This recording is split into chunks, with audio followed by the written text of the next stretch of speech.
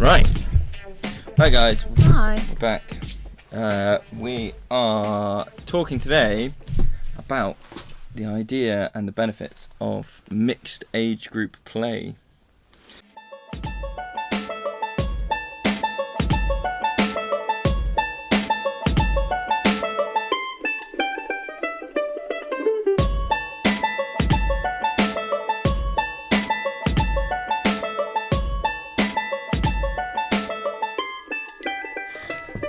So, do you want to, is there anything that jumped into your head when we said the topic? I guess our most mixed age sessions are our home ed family groups, aren't they? Yeah. And also our holiday sessions. Yeah. Because some days you get some 12-year-olds turning up and some 5-year-olds as well. Yeah. Which is a scenario that maybe not many children are exposed to for a whole day in a small group. Yeah, there's quite a lot of, I would say, school holiday clubs that do separate, or maybe don't have such a broad range. I'm thinking about, like, if you were going to like a sports club or a football club, I imagine they would go like 5 to 7, and then maybe like 8 to 10. Or if they are mixed age group, then there are a lot of children in one space. Yes. Whereas with our sessions, you've got a small group actually with some little ones and some big ones, and then Tuesday mornings where we have families present and there are tiny babies, Tiny. including like newborns, up to 12 I guess would be our oldest on a Tuesday morning with the home ed families. Yeah. And then obviously you bring Beren, so we've got a very small person in the mix. Because I was thinking that the all the groups are mixed age. You know, broader than a school setting, and even like the toddler groups, parent and toddler groups. You know, you do have, what do we have? 12, 15-month-olds interacting with 4-year-olds that are going to go to school. Yep. Next year or next month or whatever it is. So there is a broad age range, even in the what you might think of as like the narrowest group. I don't know. I think it's really valuable.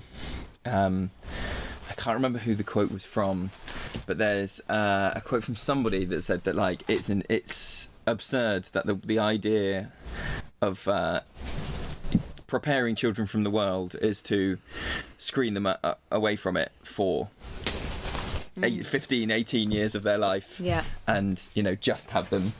And I think that is something that I found particularly was that when I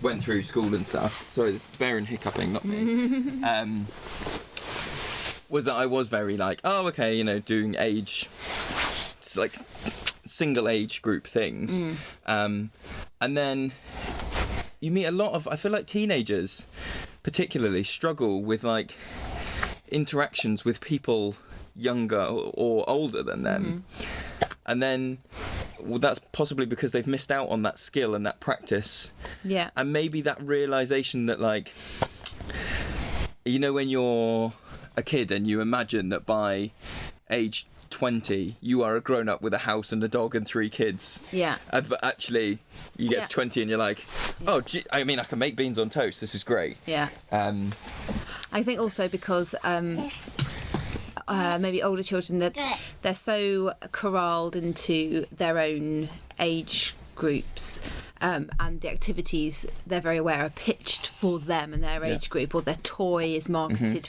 towards them. You know, like my kids are fascinated by the ages on toys. You know, if you see like a big pack of Lego and it's like age 5 to 7 or age 12 plus or whatever.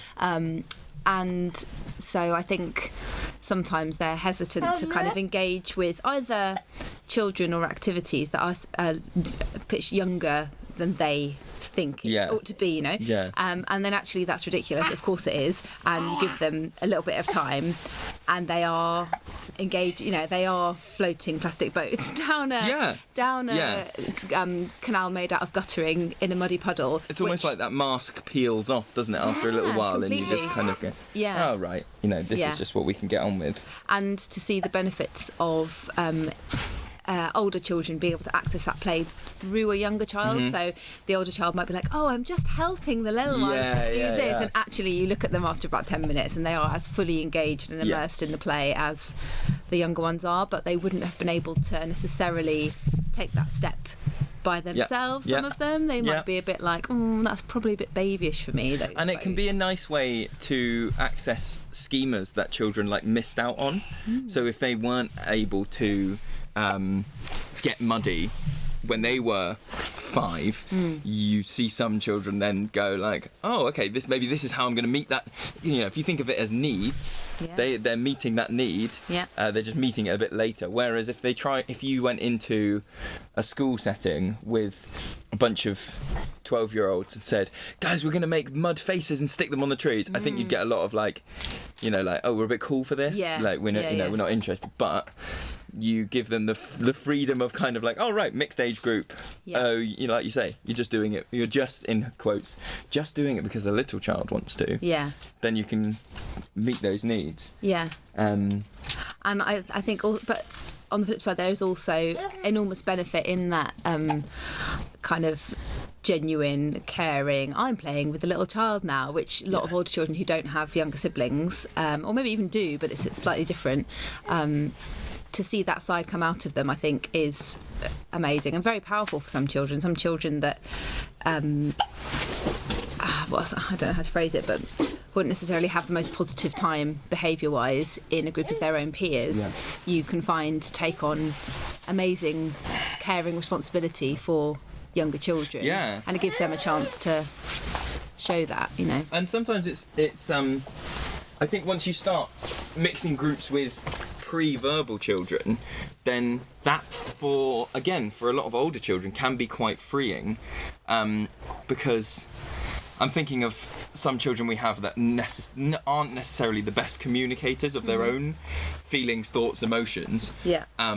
But because of their age, there's expectation that they should communicate verbally. But they play with a child that's pre-verbal, or you know, like Baron is not really verbal, is it? You know, makes some noises. But the children I've seen sometimes play with Baron are getting so much out of it because they have to read body language and interpret facial expressions and all those kind of soft skills that if you're all trying to communicate verbally and not doing a great job of it, then it's hard to kind of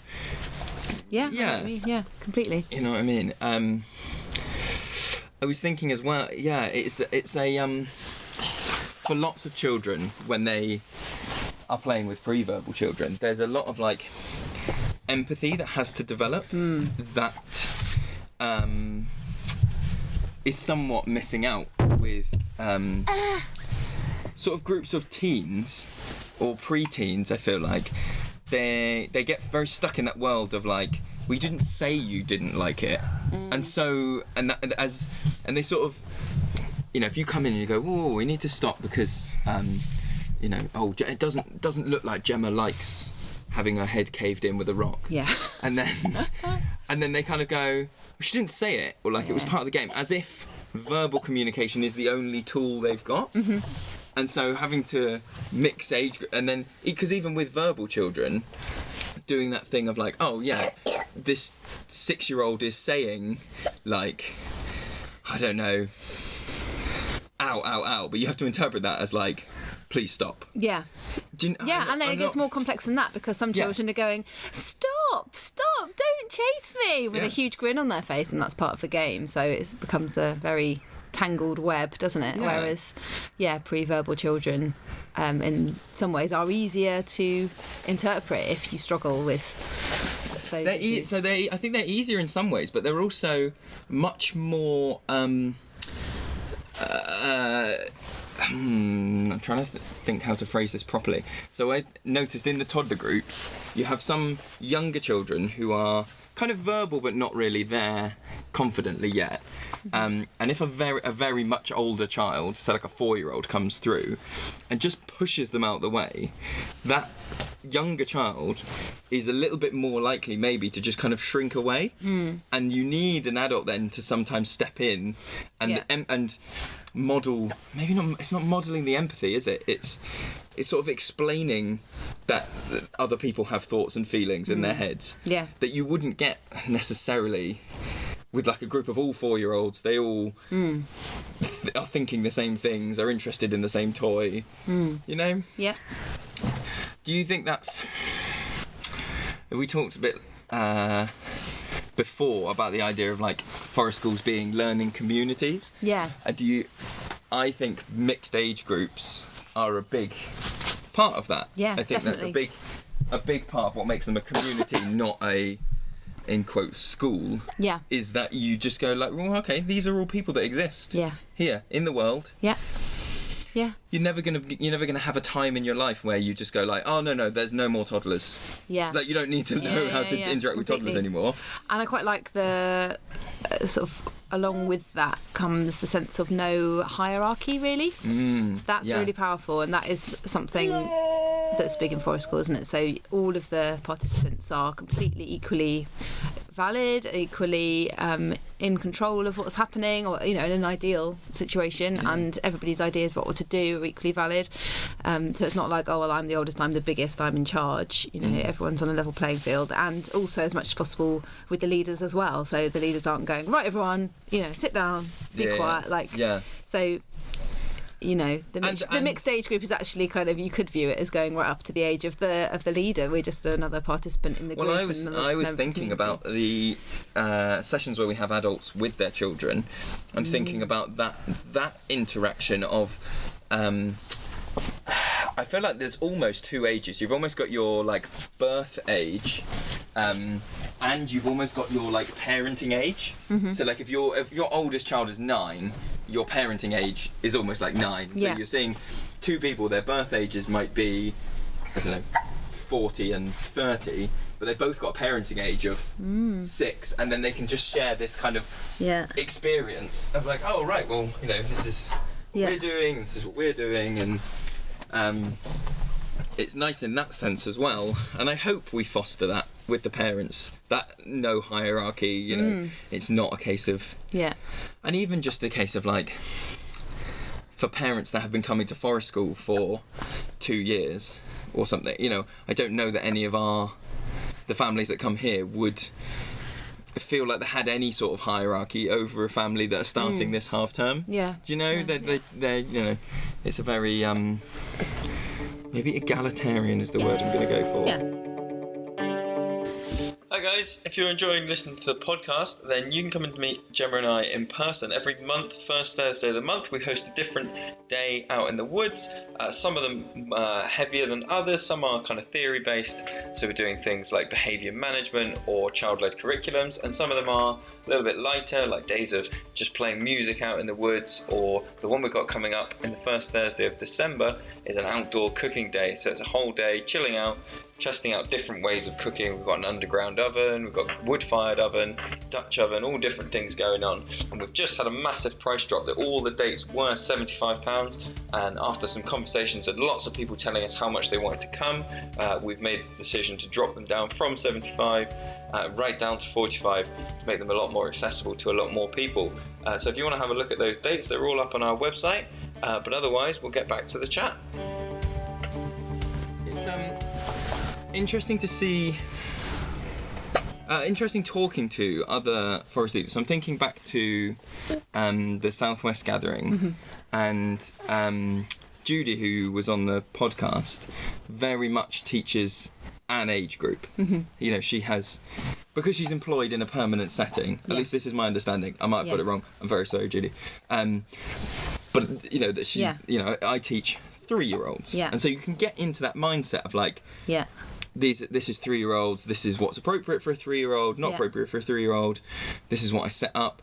And I almost I think we in some ways have an advantage being mixed age group, in that you might set something up in your head thinking this is going to be for those two 8-year-olds, and then you find a 6-year-old wanders over, is incredibly engaged in it, and does something that if you'd asked me at the start, what, you know, is a 6-year-old going to go for it, I'd have gone, no, maybe I don't know that they're maybe there yet.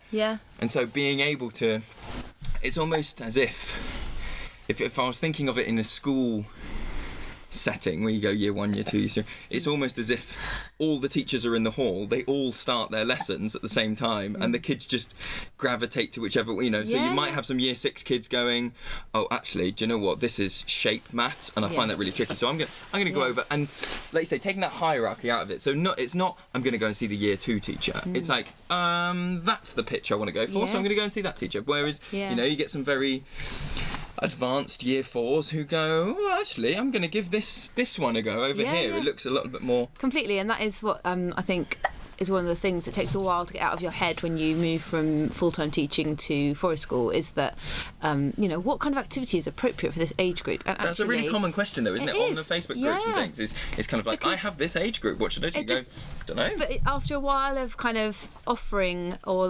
offering activities, but also observing children's play in woodland, so many common themes come up from age 0 to age 12 in the play that happens. You're like, oh, actually, this is still interesting to children all the way up to the age of, I'm just saying 12 because that's the oldest that we have had so far here in our woods. But and actually the only kind of things you need to consider when planning activities is obviously kind of the scaffolding and assistance that some children might need, rather than it being of interest, you know what I mean? So obviously, you know, smaller children need more support with some things, but I honestly cannot think really, apart from like whittling, which is just really, really, really hard to do with very tiny children, and, you know, and other kind of tool use. But, like, you know, loads of tool use you can even do with really tiny children. So I think of it very... there's an idea... So I used to do CrossFit workouts. And there's this idea there that they have the what's called the RX workout, which is the, like, it's not even, well, it is now middle of the road. So it's like, that is what we, you know, someone that's been doing CrossFit a few years, this is what they should do in terms of, like, weight and number of reps and whatever else. And then we always have scaled version, which is kind of like, okay, if you are new or you're not quite at those weights yet, this is what you do. And again, there's no hierarchy to it. There's no, you know, you're just picking a thing. And even after that, you can go, like, the scaled is even a bit much, so I'm going to take it down like this or whatever. And I sometimes feel like that with the activities, in that, although it takes a little bit longer to get used to, and we were talking about that thing of failure before, but that thing of almost going, right, I'm going to offer this to you at not the most complex level, but like a reasonable level. I'm not gonna go, you are 4, so I'm not gonna try and explain those things. It's almost as if I go, right, let me try and teach you as if you're 10. Oh, okay, you need a little bit more, so I'm gonna put that much in, and maybe now this is where I might imagine a 9-year-old or an 8-year-old would be, but going in, even with like a 5-year-old going, okay, well, I'm going to explain to you. I feel like I do that more with my explanations. If they're like, why are the leaves falling off? You might in your head pitch that answer instinctively to go, oh, well, you're 5, so maybe I won't go into sort of the science of it, and I'll talk to this. Which there is an argument to be made for being age appropriate. But I think there's also a flip side of that, where you don't want to talk down, and so you just kind of go, all right, I'll explain it like this, and if you still look confused, well, there's, you know, we all get that there's no shame in that, and I'll have another go. It's my fault for, or not my fault, but, you know, it's my job to keep taking this down until you get there. I find that when I pitch an activity, I find myself using the word play a lot. So, like, I'm doing this over here if anybody wants to play. So that means that, like, we're just playing. So if we're doing leaf dipping, for example,